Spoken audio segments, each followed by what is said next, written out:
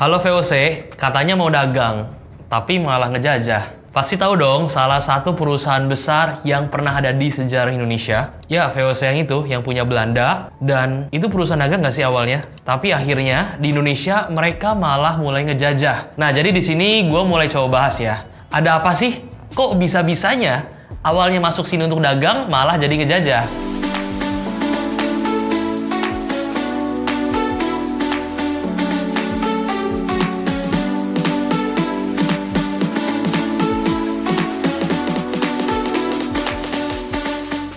Chapter 1, VOC, Negara dalam Negara.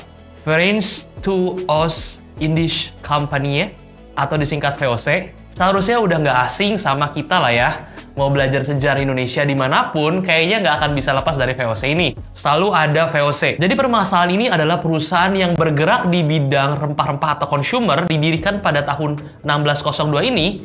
Saat itu perusahaan VOC ini sangat berpengaruh di dunia. Terus kenapa bisa dibilang sebagai negara dalam negara ya? Kan ini perusahaan dagang. Oke, kita bahas. Jadi VOC adalah bentuk perlawanan Belanda terhadap Inggris dan Portugis yang telah memiliki serikat dagang resmi yang dianggap telah memonopoli harga serta pasar rempah-rempah di Eropa.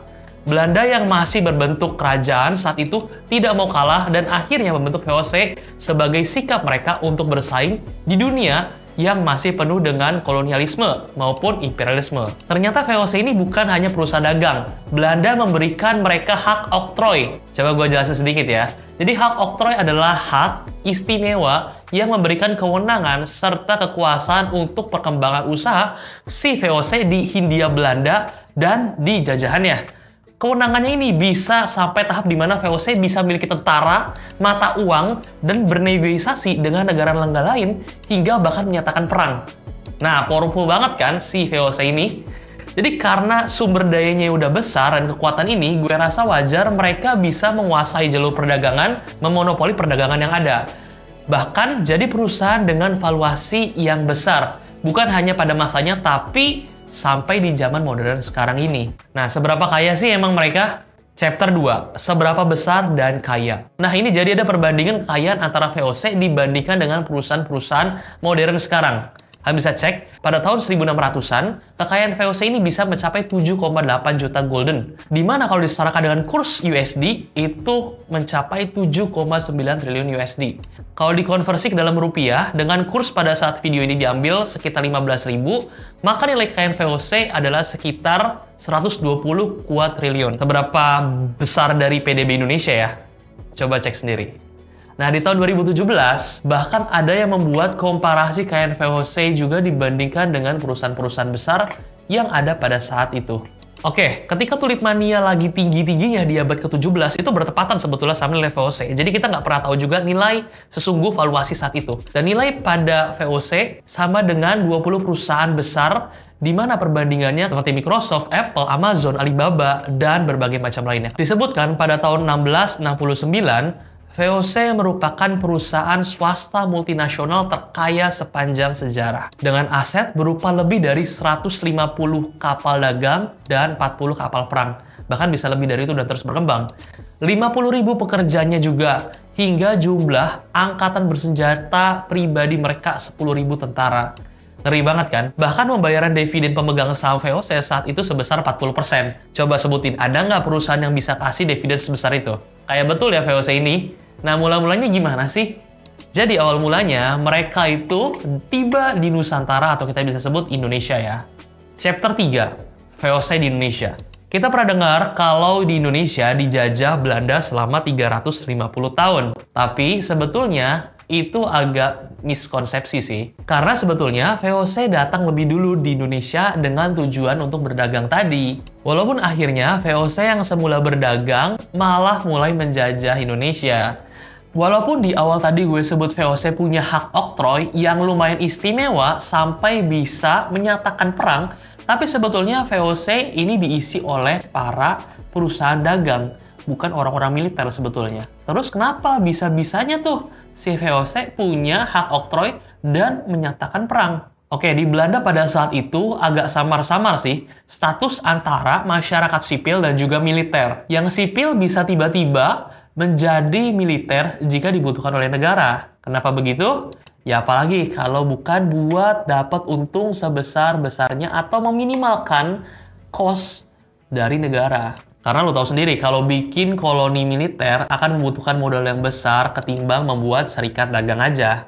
Maka dari itu, VOC diberi hak melakukan perjanjian kerjasama perdagangan atas nama pemerintah Belanda. Dan diberi hak memiliki kekuatan militer demi melindungi kepentingan perdagangan, plus misi tambahan, yaitu untuk menghancurkan semua kekuatan Portugis dan Spanyol di Asia. Sebetulnya ada juga sih Inggris di sana. Nah, sampai di sini jelaskan ya, kalau misalkan kekuatan militer ini digunakan hanya untuk menghancurkan kekuasaan Portugis dan Spanyol di Asia, serta melindungi konvoi-konvoi kapal-kapal dari perompak atau gangguan lainnya ketika dari Nusantara ke Belanda.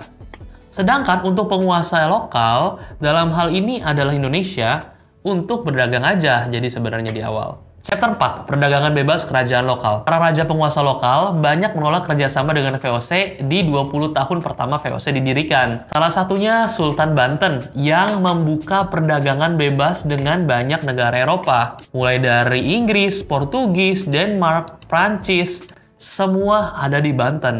Kenapa raja-raja lokal memilih untuk melakukan perdagangan bebas? Alasannya sederhana, karena mereka lebih bebas untuk menguasai pasar. Nah, gimana tuh maksudnya? Jadi gini, gue coba simplifikasi ya. Anggap aja nih, kita di pelabuhan Banten ya. Terus di situ ada penjual cengkeh bilang, "Oi, menir Belanda, gue ada cengkeh nih, 1 kilo 100.000. Nah, menurut si menir, itu harganya kemahalan. Aduh, mahal tuh, bisa nggak tuh 80.000 aja sekilo? Nah, si penjual bilang kayak gini kan, aduh lu ribet amat, ya udah gue jual aja deh ke Inggris. Inggris juga udah mau harga 100.000. Nah, si menir Belanda yang takut barangnya diambil oleh Inggris, terus dijual lebih mahal nanti di Eropa, akhirnya udah, dia terima aja dengan harga segitu daripada negara-negara Eropa lainnya malah yang punya. Maka dari itu digunakanlah sebuah sistem jual beli hasil pertanian. Chapter 5, Sistem Ijon. Sistem Ijon adalah sistem jual beli hasil pertanian sebelum panen.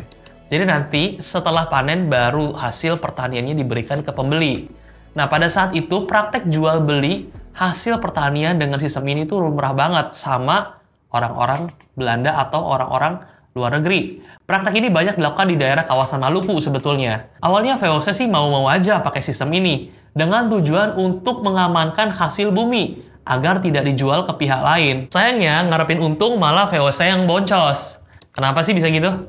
Jadi, VOC ini memiliki piutang tak tertagih di daerah kawasan Maluku. Dan ini jumlahnya lumayan banyak ya. Kenapa bisa begitu? Jadi, hasil pertanian yang seharusnya disetor ke Belanda malah dijual ke pedagang Jawa dan Makassar untuk ditukarkan dengan beras. Jadi inget kan, tadi Belanda sebetulnya harus usir Portugis dari Asia dan sebagainya, tapi malah Belanda udah boncos duluan dalam jualan rempah-rempah di Maluku.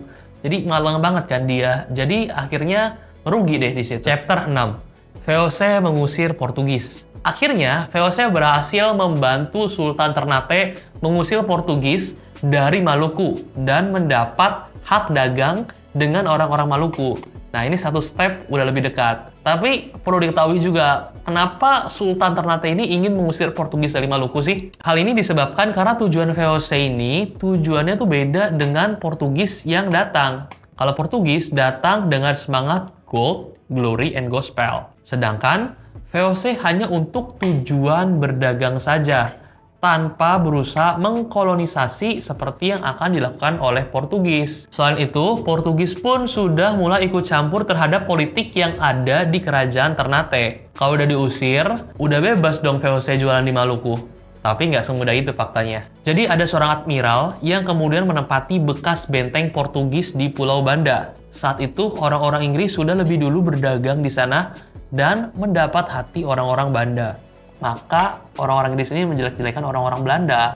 Sehingga orang-orang Banda merasa curiga dan tidak senang dengan kehadiran VOC. Susah banget ya VOC mau jualan doang. Jadi demi mencairkan suasana nih, akhirnya dari beberapa pengurus VOC berniat untuk berunding dengan para tokoh-tokoh besar di Banda itu. Jadi kurang lebih ada 30 orang mendatangi tempat yang sudah dijanjikan, tapi orang-orang Banda yang awalnya sudah curiga mengira si Verhoeven dan timnya itu membawa pasukan untuk menyerang, sehingga mereka memutuskan untuk menyerang rombongan tersebut. Sedih banget ya.